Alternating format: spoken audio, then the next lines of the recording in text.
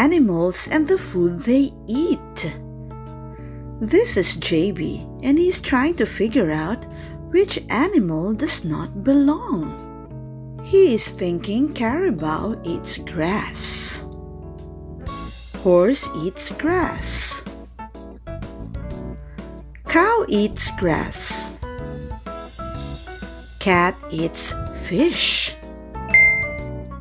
And he figured out that the cat does not belong to the group.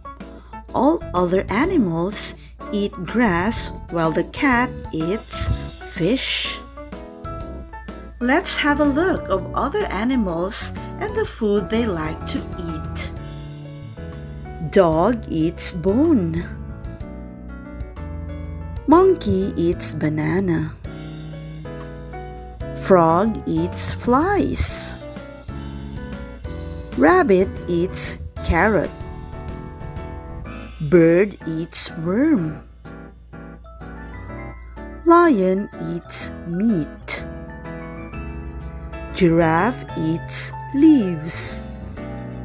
Sheep eats grass. Chicken eats grains. Now, can you answer this? Let's draw a triangle around the answer. What does a rabbit eat? Carrot, right. What does a bird eat? Worm, correct. What does a frog eat? Fly, correct. What does a lion eat? Meat, right. What does a giraffe eat? Leaves, correct. What does a monkey eat?